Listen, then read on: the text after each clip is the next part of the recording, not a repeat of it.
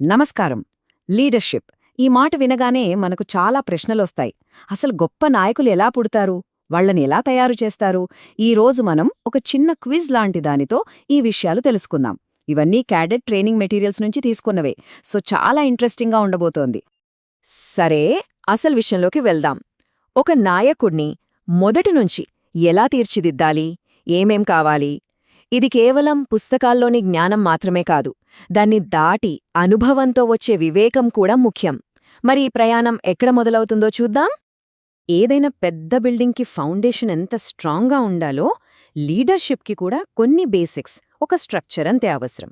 So ఈ మొదటి సెక్షన్లో మనం ఆ ఫౌండేషన్ గురించే మాట్లాడుకుందాం.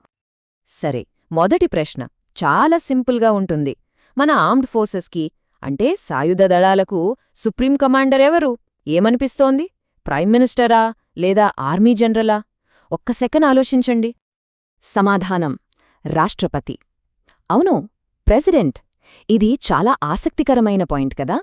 మన దేశంలో మిలిటరీ మీద ఫైనల్ అథారిటీ అనేది ప్రజలు ఎన్నుకున్న ప్రభుత్వ ప్రతినిధుల చేతుల్లోనే ఉంటుంది. మన డెమోక్రసీలో ఇది చాలా కీలకమైన విషయం. దేశానికి హెడ్ ప్రెసిడెంట్, సరే. కాని గ్రౌండ్ లెవెల్లో ఆర్మీ ఎలా ఆపరేట్ చేస్తుంది? వాళ్ళ స్ట్రక్చర్ ఎలా ఉంటుంది? అదే మన నెక్స్ట్ క్వశ్చన్. సరైన సమాధానం 6. ఇండియన్ ఆర్మీని 6 ఆపరేషనల్ కమాండ్స్గా విభజించారు. సింపుల్గా చెప్పాలంటే దేశంలోని వేర్వేరు జోన్స్లో ఇవి పనిచేస్తాయి.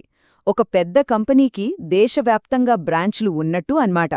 ప్రతి బ్రాంచ్కి ఒక మేనేజర్ ఉన్నట్టే ప్రతి కమాండ్కి ఒక కమాండర్ ఉంటారు.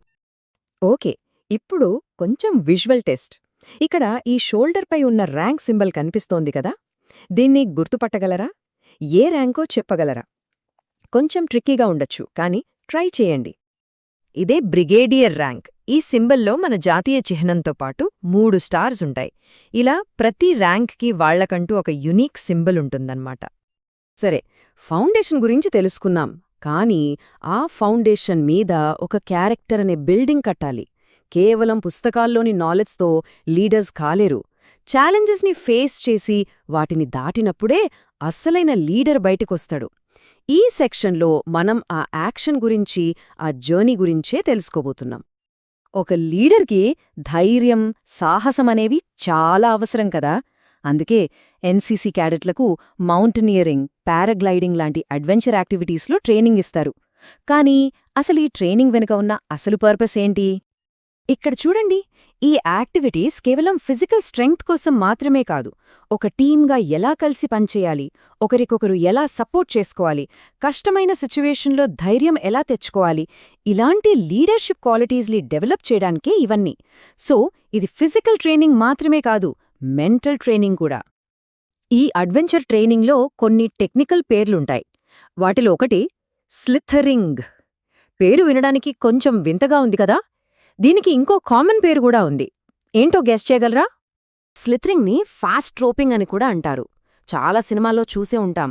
హెలికాప్టర్ నుంచి సోల్జర్స్ ఒక తాడు పట్టుకుని ఫాస్ట్గా కిందకి దిగుతారు కదా, అదే ఇది.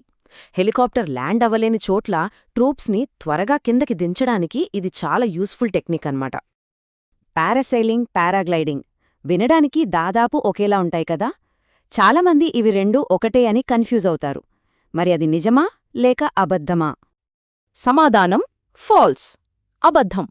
చూడండి, ఈ రెండిటి మధ్య ఎంత డిఫరెన్స్ ఉందో. పారాసైలింగ్లో ఒక బోట్ లాంటి వెహికల్ లాగుతుంది, కానీ పారాగ్లైడింగ్లో ఒక ఎత్తైన ప్రదేశం నుంచి గాలిలోకి ఎగురుతారు, ఒక పక్షిలాగా. రెండూ చాలా థ్రిల్లింగ్గా ఉంటాయి, కానీ టెక్నికల్గా చాలా వేరు. సరే, మనం నాలెడ్జ్ అనే ఫౌండేషన్ గురించి తెలుసుకున్నాం.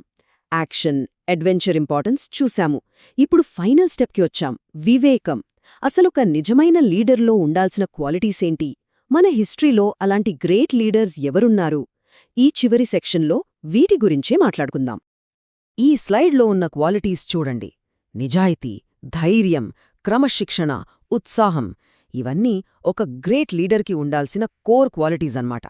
ఇవి కేవలం ఆర్మీ వాళ్లకే కాదు, మనలో ప్రతి ఒక్కరికి అవసరమైనవే. ఒక్కసారి ఆలోచిస్తే ఈ లక్షణాలు మనందరి జీవితంలోనూ ఎంతో కొంత పాత్ర పోషిస్తాయి. ఈ లక్షణాలతో పాటు ఇన్స్పిరేషన్ కూడా లీడర్స్ని తయారు చేస్తుంది. మన దేశంలో అలాంటి ఒక great role model doctor APJ Abdul Kalam. ఆయన మనందరికీ ప్రెసిడెంట్గా తెలుసు, కానీ రాష్ట్రపతి అవ్వకముందు ఆయన ప్రొఫెషన్ ఏంటో తెలుసా? ఈ టైమ్లైన్ చూడండి ఒకసారి. ఆయన జర్నీ ఎంత ఇన్స్పైరింగ్గా ఉందో. ఒక సైంటిస్ట్గా మొదలుపెట్టి దేశపు మొదటి పౌరుడుగా ప్రెసిడెంట్గా ఎదిగారు. సైన్స్లోనూ పబ్లిక్ సర్వీస్లోనూ రెండిట్లోనూ ఆయన లీడర్షిప్ ఒక గొప్ప ఎగ్జాంపుల్. మనందరికీ ఆయన ఒక స్ఫూర్తి. డాక్టర్ కలాం మోడర్న్ ఇండియాకి ఒక ఐకాన్ అయితే, మన హిస్టరీలో కూడా ఇలాంటి ఇన్స్పైరింగ్ లీడర్స్ ఎంతోమంది ఉన్నారు. వారిలో ఒకరు ధైర్యానికి, పోరాట పటిమకు మారుపేరైన రాణి లక్ష్మీబాయి.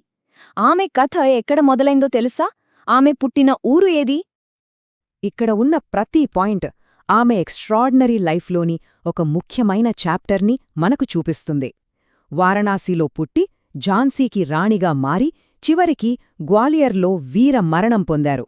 ఆమె జర్నీ మనందరికీ ఎప్పటికీ స్ఫూర్తినిస్తూనే ఉంటుంది. సరే, మనం ఇప్పటివరకు నాలెడ్జ్ గురించి, యాక్షన్ గురించి, ఇంకా క్యారెక్టర్ గురించి మాట్లాడుకున్నాం. ఇప్పుడు వీటన్నిటినీ కలిపి చూసే టైం వచ్చింది.